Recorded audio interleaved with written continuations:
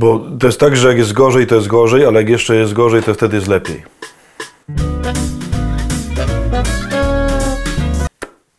Dzień dobry. Witam bardzo serdecznie w środę, przedostatni dzień roku. Oczywiście kalendarzowego, bo liturgiczny się dawno skończył. W związku z tym, o ile jeszcze jesteście w gotowości do słuchania kolejnych ciekawostek, bardzo serdecznie zapraszam. Dzisiaj będą mądre słowa. Otóż pierwsze mądre słowo, i w sumie jedyne, brzmi biotop. Nauczyłem się ostatnio, co to jest biotop. Otóż biotop to jest środowisko, w którym dany gatunek zwierząt, tudzież innych tam istot, żyje. Czyli tam, gdzie się pożywia, tam, gdzie buduje swoje legowiska, tam czy gniazda, czy inne takie tam. I w zależności od tego, jakie to jest zwierzę, biotop oczywiście może być bardzo duży albo bardzo mały.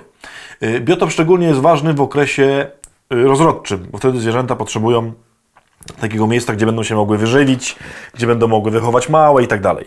Tak to dla przykładu, biotop tygrysa syberyjskiego może być wielkości po prostu państwa jakiegoś. Najmniejszy biotop to jest na przykład biotop mszycy, której wystarczy jeden liść i ona ma taki biotop. Dlaczego o tym mówię? Dlatego, że jeżeli chodzi o biotop, to bardzo ciekawe zachowania ma niejaka pliszka siwa. Taki ptaszek, który bardzo powszechnie żyje również w Polsce. Szczególnie chciałem Wam opowiedzieć o pliszce siwej, która żyje w Gliwicach. Dlatego, że w Gliwicach są bardzo duże populacje pliszek siwych. Otóż pliszki wylatują do ciepłych krajów oczywiście na zimę i wracają tam w okolicach marca zazwyczaj. Ale tak się czasem stanie, że niektóre pliszki siwe za bardzo mi się spodoba tam na tych różnych Karaibach. No i się trochę spóźnią. W sensie normalnie całe stado tam wróci w marcu, a jakaś parka tam po prostu leżała za długo na leżaku, tam się nie chciała być pliszka siwa, tylko chciała być pliszka brązowa i się trochę opalały. No i wróciła na przykład w połowie kwietnia. I problem w Gliwicach polega na tym, że jak już taka pliszka przylatuje, no to się tam rozgląda po Gliwicach, po osiedlach, blokach, kurczę, wszystkie biotopy zajęte. W sensie nie ma żadnego już miejsca, gdzie taka biedna pliszka z rodziną mogłaby osiąść, domek se założyć, żyć se spokojnie, chodzić do restauracji i tak dalej. I pliszki siwe mają bardzo ciekawe sposoby sobie radzenia z tym, w sensie takie te spóźnione. Najpierw oczywiście jakoś tam latają trochę na kusownika, nie? No i próbują trochę tu i trochę tam, ale są cały czas przeganiane, szczególnie przez takie dominujące samce na danym biotopie, ale jak po pewnym czasie samiec się zorientuje, że taki kusownik mu tam często lata, to wchodzi z nim w pewnego rodzaju symbiozę. Czyli on jest u niego takim jakby takim niewolnikiem, takim najemnikiem, że tam jakby może sobie jeść, tylko że musi trochę żarcia oddawać temu głównemu samcowi. Problem się robi wtedy, kiedy w danym na przykład czasie jest za mało jedzenia, dlatego że wtedy symbioza się kończy, ten samiec wywala tą taką spóźnioną rodzinę pliszek, no i one znowu się muszą same tułać. Jest jeszcze lepiej, kiedy problem z jedzeniem, w sensie z dostępnością jedzenia, jeszcze bardziej się pogorszy, czyli już jest naprawdę bardzo mało jedzenia, bo wtedy znowu następuje, że tak powiem, powrót symbiozy. Dlatego, że samiec dominujący wie, że sam nie nazbiera tyle jedzenia, ile się da, więc wtedy się po prostu łączą takie większe stada i latają po całych Gliwicach i wspólnie polują tam, szukają jedzenia i tak dalej. Jak sobie o tym przeczytałem, to pomyślałem, że to jest, kurczę, bardzo ciekawa duchowa strategia, którą się czasem Pan Bóg posługuje. Mianowicie, że jest dobrze, potem coś się sypie i jest gorzej, i to, że jest gorzej, to jest źle i to jest bardzo niefajnie, ale jak gorzej pójdzie w jeszcze gorzej, to z tego jeszcze gorzej może się zrobić dobrze.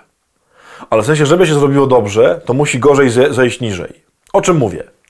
Na przykład, mamy małżeństwo, gdzie jest dwóch egoistów, w sensie dwoje egoistów, gdzie kobieta i mężczyzna niby się kochają, niby próbują, ale obydwoje są bardzo skoncentrowani na sobie. Po pewnym czasie oczywiście następuje jakiś taki krach, czyli wszystko zaczyna się po prostu jakby trochę sypać. I jeżeli człowiek wytrwa, i nawet jeżeli to pójdzie jeszcze bardziej, w sensie dojdzie prawie że do rozstania, ale jeśli wytrwa człowiek w tym, to przez takie coś Pan Bóg często na nowo potrafi zbudować związek. I my sobie często zadajemy pytanie, no dobra, nie można było ominąć tego etapu, że było trudno i że się prawie rozsypało. Uwaga, nie można było. Dlatego, że byli na tyle egoistycznie skoncentrowani na sobie, że musieli się obydwoje znaleźć w takiej sytuacji, takiej niemocy i takiego poczucia nie umiem, nie potrafię kochać, nie potrafimy się dogadać, żeby dopiero wtedy mogli zobaczyć, że naprawdę się potrzebują.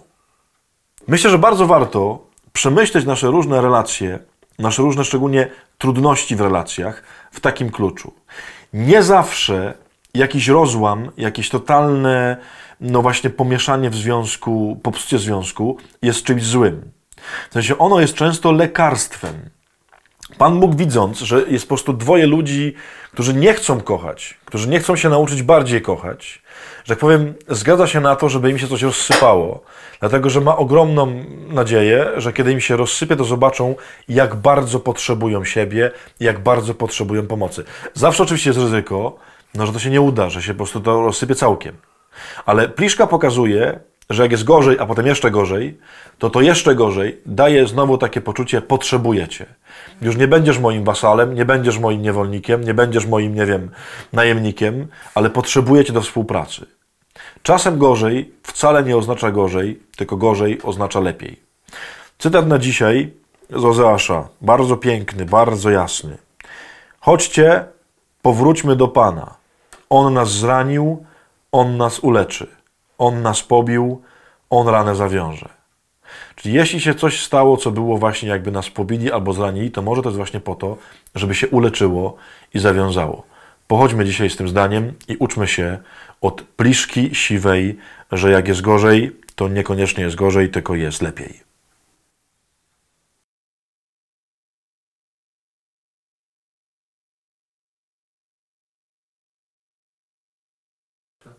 No, że to potem ona wie, że jej potrzebuje, bo inaczej zginą z głodu. No mówiłem o tym ostatnim, że potem znowu się łączą w stada i razem zaczynają polować, kiedy już jest bardzo źle. Wtedy, kiedy już jest tak mało pożywienia, że ten wie, że sam sobie nie poradzi, wtedy szuka tego, którego wywalił, żeby mu pomógł szukać jedzenia. Bo jak było trochę tylko źle, to go nie wywalił, bo mówi, o to tutaj będzie za dużo, w sensie za mało jest, tylko dla mnie, żeby było, nie? Ale jak się jeszcze bardziej pogorszy, że nawet dla mnie nie wystarczy, wtedy on wie, o kurde, to muszę kogoś poszukać. Czyli jest jakby taki ten moment, że schodzisz na takie dno takiego poczucia, że już po prostu niewystarczająco, że wtedy musisz kogoś znaleźć. Nie, to jest bardzo mądre. Nie no dobra, tylko że ja nie skumałem, myślałem, że on go jeszcze na końcu, potem Że go skopał. jeszcze go na końcu wyrzucił. Nie, właśnie nie. Potem była wielka miłość.